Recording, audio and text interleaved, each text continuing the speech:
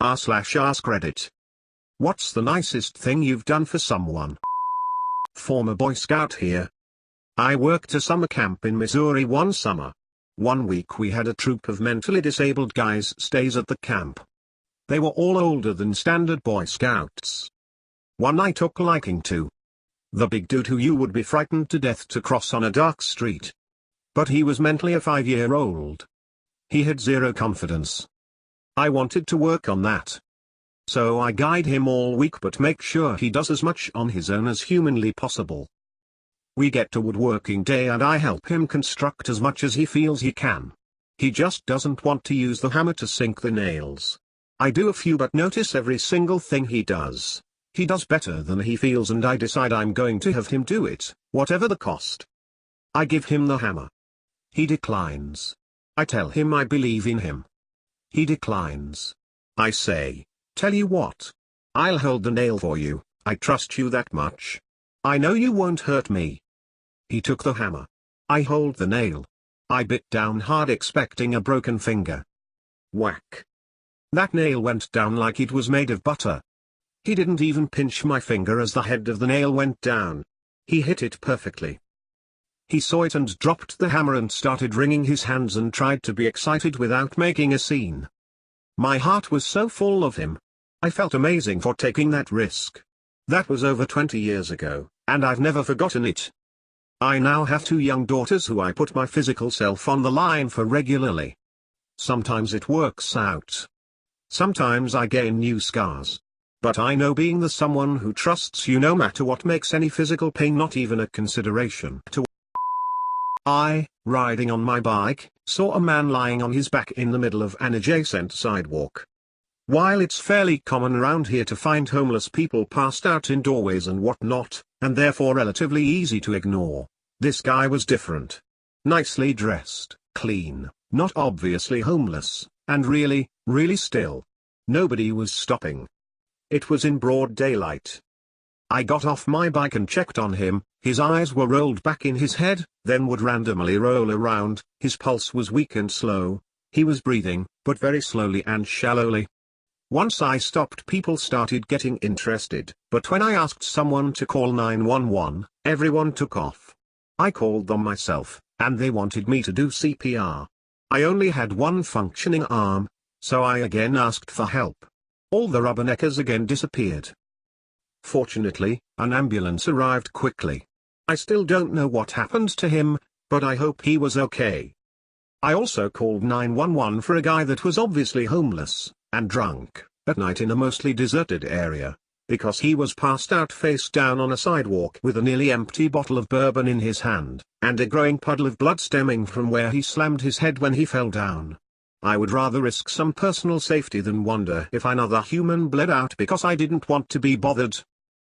Yes, I understand not stopping to help a guy in a van on the side of a deserted road in the middle of the night or another dozen other scenarios. Get somewhere safe and call the police. But I'm baffled as to how people can just flow around a person in need in broad daylight in a well-populated area. As someone who's had a seizure while walking home from school and woke up in the hospital, thank you. I cracked my face up something awful off the curb, so I'm hoping the person you saw wasn't as gruesome. A friend I went to high school with is an elementary school teacher at a school without a lot of money. She did one of those GoFundMe but for teachers things. I can't remember the site exactly or what the project was. Something tech related. She posted it on Facebook and there was a decent amount of sharing and stuff, but outside of a few $25-50 donations, there wasn't a lot of actual activity. A month or 2 goes by and I check up on it again. It's only like halfway to the goal with a few weeks to spare. I finished it out and paid for the rest of it. I wanna say it was $300 or something like that. Never told anyone I know about it, left it anonymous on the donation too. This is actually the first time I've mentioned it to anyone at all. Just felt good. Knew someone at school who was raised by a single parent, said parent develops cancer and my friend, who had been obviously depending on her, became utterly depressed. Couldn't cook meals, finish schoolwork, do sport, most of his time was dedicated to his parent. I cooked, bought meals for him, helped him catch up all his missed classes, organized stuff to get him outside, etc. He's doing better now, so is his mum, although we don't talk anymore. Still, felt worthwhile. You're a good person. Someone dropped their lotto ticket and I returned it to them. They won $400 and gave me half. I found a $2 scratch ticket that was a $5 winner in my driveway shortly after a tornado touched down north of Boston, not far from where I lived. No one died from the tornado, so I like to think they scratched it and were like, alright. $5. Everything's coming up, Steve. Followed by looking up and seeing the tornado touch down, dropping the ticket, and running away screaming. I helped a waitress at a restaurant I frequent. After a few months of patronage, I knew most of the staff and was on a first-name basis with them. I learned that she was working 6 days per week, 8 to 10 hours per day, and going to school full-time, 5 days per week, 6 hours per day, plus she traveled by bus between 2 and 3 hours per day. A quick bit of mental math. On a bad day she could spend 19 hours with her obligations, not counting bathing, eating, or homework. And after she paid for her tuition, she only had 10% of her paycheck left over. As I have no family nor children of my own, I decided to pay for her university. She has since quit her job and is focusing on her studies. She regularly sends me updates about her classes and I'm happy to report she's getting straight A's as a psychology major. This is so nice. You're an awesome person. You've chosen wisely as well. Smile. I came home late on a delayed flight and there was an old woman sobbing at the bus depot because no one was there to take her home. This was in the middle of a bad snowstorm at 1 a.m. so no one wanted to drive. I picked her up and drove out of my way to drop her off. Had to drive an extra half hour in the worst conditions ever, but it all worked out. Similar to this. We had an elderly lady come in the front door of our business once when it was a driving rainstorm outside.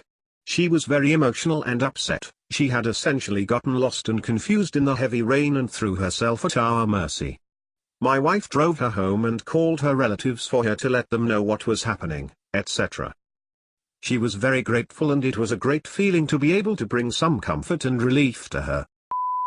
I persuaded my boss to give my autistic colleague a raise because she deserved it and would never go to ask herself. Edit. Thanks for all the lovely reactions. I'll explain the situation a bit further since this got a lot of upvotes. I work for a company that sells steel parts and we had a client that required every purchase of a particular steel grade to be hardness tested in a very tedious and antiquated way. It was a repetitive job and the colleague I'm referring to was hired for it because of her autism. The company got subsidized to employ her and she liked the routine of the job. We work with a small team in the warehouse, which is in another city than the sales office, and manager CEO, is located. It's a relatively small company and we don't have any scheduled HR talks or whatever. So if you don't make an appointment with the manager, our wage or work is just never discussed. That's why I took the initiative to negotiate, without her knowing, to get her a pay raise.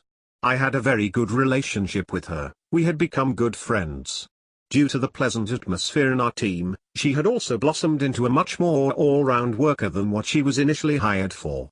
She's just a smart and kind-hearted woman with a lot of humor, but very unconfrontational and socially anxious due to her autism. Bad experiences with people exploiting her in her previous jobs had made this worse throughout the years.